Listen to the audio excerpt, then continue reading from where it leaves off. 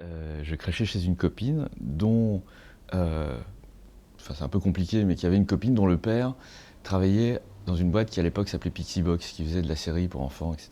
Et c'était les premiers à faire de la série 2D, mais avec l'aide des ordinateurs. Et donc je suis allé rencontrer ce monsieur-là qui s'appelait Gilles Gay. Enfin, quand je suis rentré dans ce studio, je voyais plein de gens travailler sur ordinateur, c'est horrible, hein, je suis un geek, hein, mais je me suis dit, putain, la vache, des tablettes graphiques, mais comment ça marche et tout ça, c'est génial. Et tous ces gens qui travaillent sur ordinateur, mais c'est superbe. Cet open space avec plein de gens qui ressemblent à des machines, c'est génial. et, euh, et je me suis dit, bah, là, j'ai eu un flash. Enfin, là, pour la seule fois de ma vie, donc je devais avoir 20 ans, 21 ans. Je savais ce que je voulais faire, quoi. Vraiment, quoi. Et j'ai demandé à ce monsieur, Gilles Gay, mais comment je peux bosser pour vous, comment faire pour machin. Et c'est là où, pour la première fois, j'ai entendu parler des Gobelins.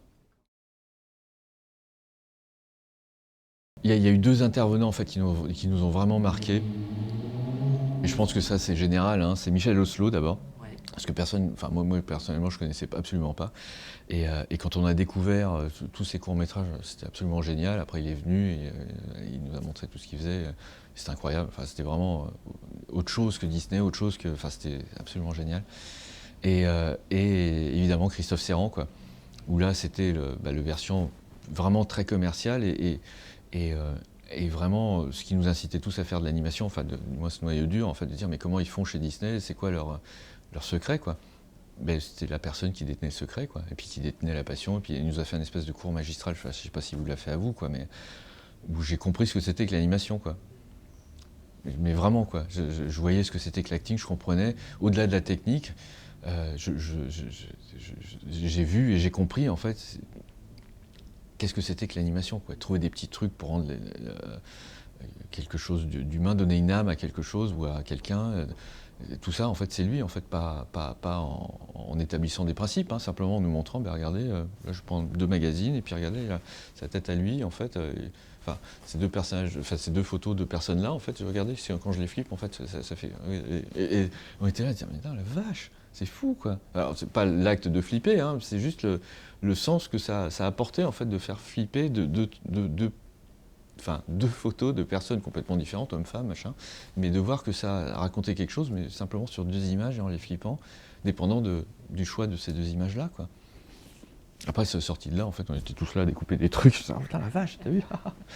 Mais bon, mais c'était rigolo, quoi, parce que là, ça m'a vraiment ouvert les yeux, et puis là, maintenant, je l'ai, à chaque fois que enfin, que je discute avec les superviseurs d'animation et tout ça, quoi, je me dis, mais chaque plan doit avoir une idée, quoi. Mes meilleures pubs, je les ai faites pour Londres, en fait. Et voilà, quoi. Donc je me suis fait vraiment une réputation là-bas et ici.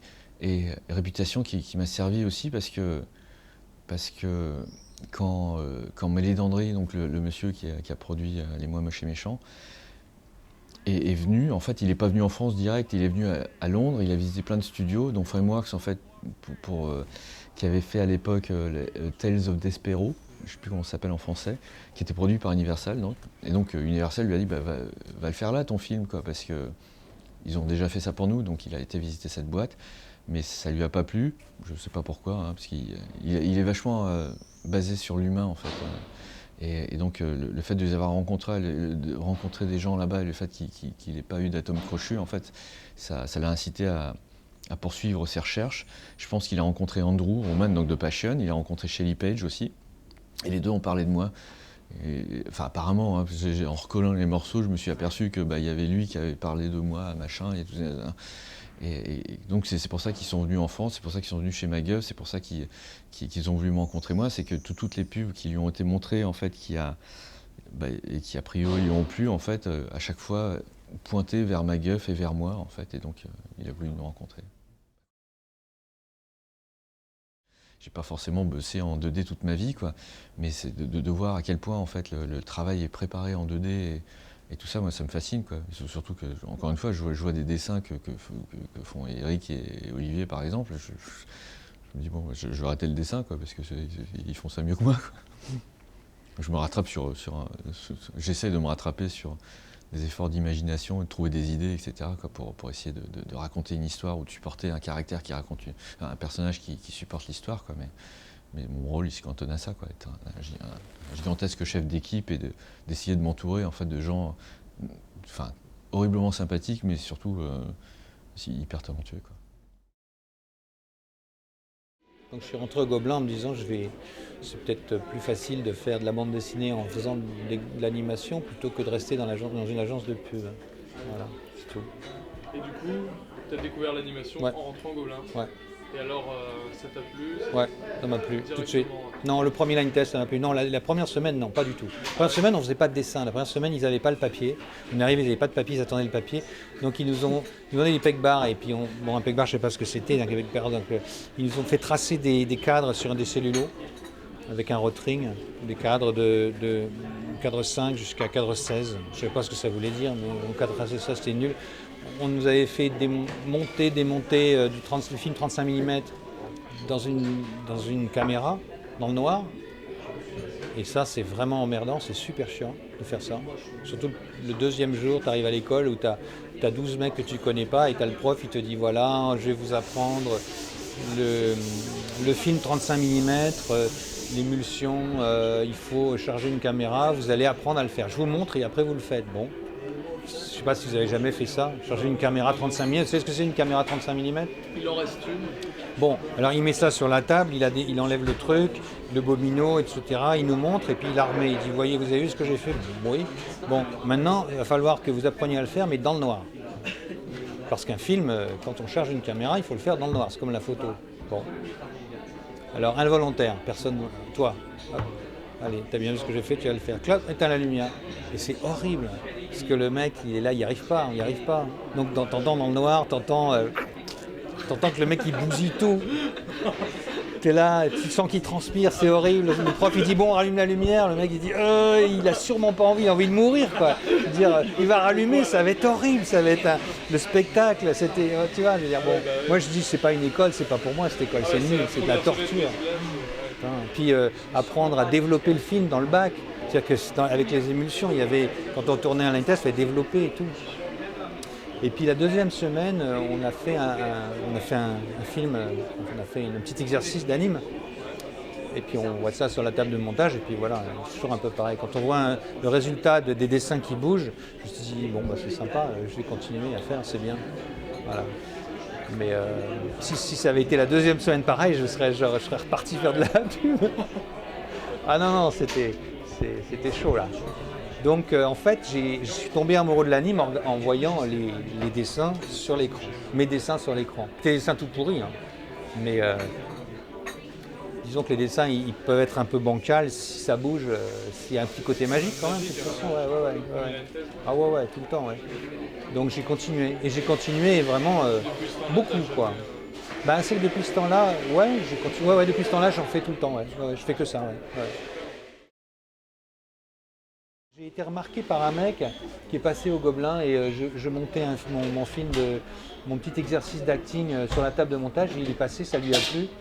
Et il m'a dit tiens c'est pas mal ce que tu fais et on a discuté le coup et moi je le connaissais pas et après et c'était le mec un ancien de Gobelin qui était dans l'époque d'Hélène d'ailleurs et il s'est retrouvé après à être responsable du recrutement pour la Gaumont et il m'a appelé en disant ouais je me rappelle de toi, j'ai vu ton petit line test sur la table de montage, est-ce que tu peux venir voir ce qu'on fait? Et je suis venu, je bossais à la Gaumont sur Astérix, je bossais le soir sur le film de Paul Grimaud.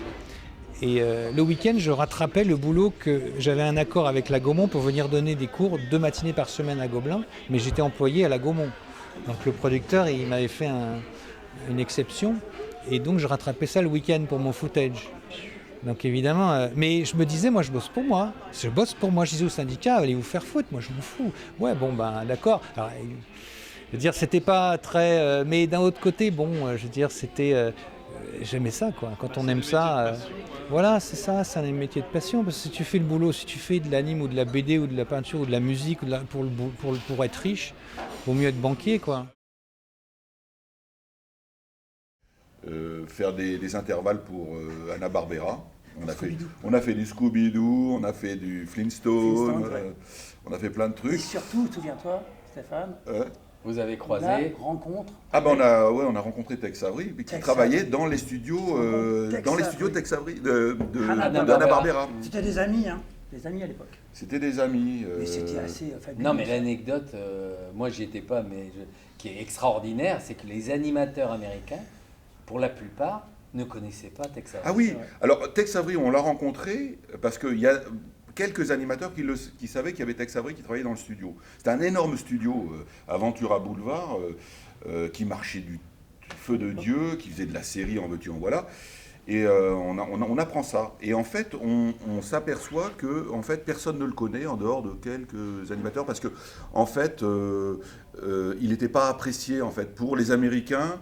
Autant en France, on commençait à en parler. C'est ça qui est dingue. Hein. Il était déjà très connu. En France, il était connu. Enfin ce qui bref, était on très l'a touchant- rencontré, on s'est fait faire des dédicaces, on a discuté. Ce qui était très il était touchant, content. c'est qu'on lui a appris, parce que manifestement il ne le savait pas, qu'il était connu en France. C'était une vedette. Ouais. Et il n'en venait pas. Il dit, ah bon, en France, je suis connu. Il n'a jamais eu l'occasion de venir. Si, en il est France. venu après à Annecy. Si, Ah, il est après. venu après, il a été invité. Mais il est Parce mort, qu'avant, il est mort 2 ans après. Ouais, c'est voilà. ça, pas très longtemps après, oui, il me semble. Hein.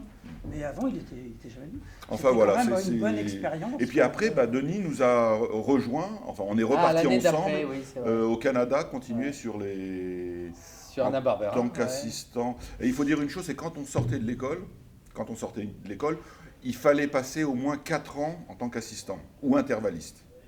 On n'avait pas le droit d'être animateur en fait. C'était sorti de l'école, il fallait manger notre pain blanc en gros. Et donc parfois il nous est arrivé pour certains de voler des plans, de les faire de côté, de les remettre dans la pile, et puis d'attendre qu'on découvre le génie Le génie caché. Précoce, il dit précoce. Oh, tu embellis tout ça. Mais c'est vrai, c'est vrai. Non, mais bon. Non, mais c'est-à-dire qu'il n'y avait pas vraiment beaucoup de boulot. Hein. Ben oui, mais il fallait c'est quand tu s'expatrier voulais, donc, pour faire de l'animation. oui, mais quand tu voulais vraiment animer, que tu adorais ça, quoi, tu vois, Ouais. et que tu devais faire pendant 4 ans Des cliner inters les dessins des ou autres, d'assistanat, qui ouais. n'étaient pas toujours, enfin qui étaient ce qu'ils étaient parfois, Jean-Jacques, c'était des fois long. On s'est retrouvés après tous les On trois. était et restés copains. on on est- était voilà, copains, quoi. on avait monté plus ou moins. Une association. On avait trouvé un petit local sympa là au Ouais, Canal de Canal Lourdes. de Lourdes, ouais. Donc on s'était créé une petite association qu'on avait appelée Strapontin. Et puis voilà, mais on travaillait chacun pour son truc. Ouais, Denis, il avait fabriqué ouais. un banc-titre en bois, tout en Voilà, bois. moi j'étais plutôt technique, Ouais, plutôt banc-titre, technique, donc j'avais ouais. fabriqué un Nous, on banc-titre. était plutôt dessin, Ouais. Jean-Jacques et moi. Et puis voilà, et puis en 82, Voilà. il y a eu deux choses quand même majeures. C'est la création d'une société, tous les trois, Vraiment reconnu, une maison de production. qu'à l'époque on avait appelée Bélius. Et c'est l'année d'avant, l'élection de Mitterrand, Ouais. où 88. Il y a le polymage.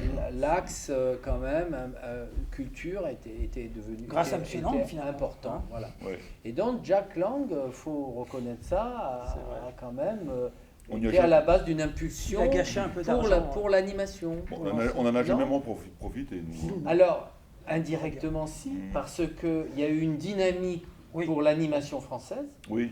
qui a été reconnue, et cette dynamique, nous, on en a bénéficié après, en fin des années Oui. 80.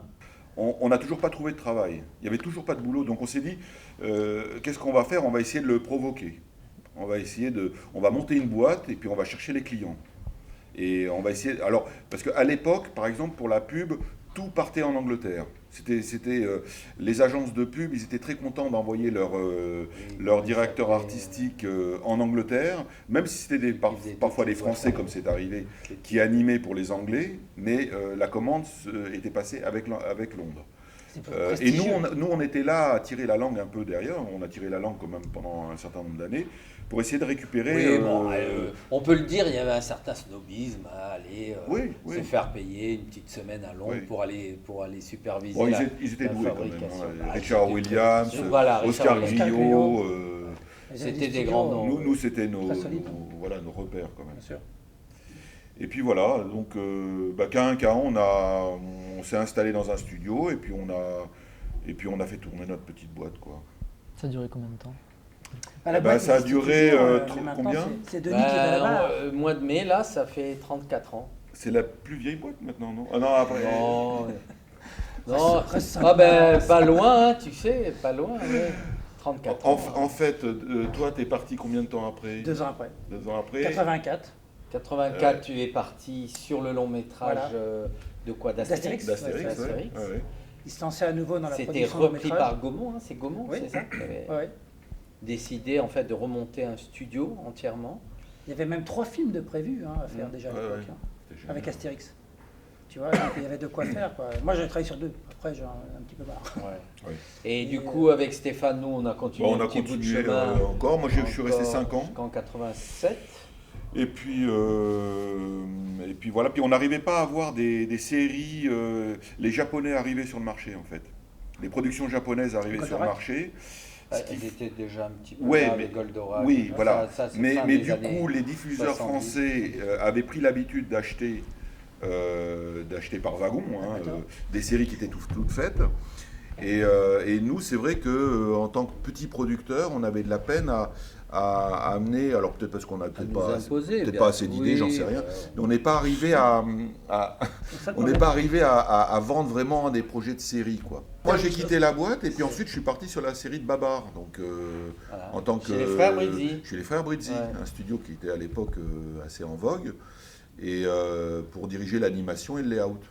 Et puis après, j'ai continué, j'ai suivi l'éléphant en fait, et j'ai monté le. Babar a été transféré, a été transféré dans Au un autre studio. studio Ellipse, créé par Canal+. Canal+. par Canal+. Ouais, ouais, C'était voilà, et Ah, puis c'est voilà. la belle Bon, moi époque. je suis resté pendant Pas mal d'années, quand même. ouais, pendant 10. Parce que t'as fait pas mal de séries 19. derrière avec 19 ans, je crois. Non Tintin, Ouais, tout 19 ça ans. derrière. Jusqu'en 2008. 19 ans à Ellipse, faire des tas de séries, Tintin, Je sais plus, enfin, la famille pirate, enfin toutes sortes de séries. Quoi.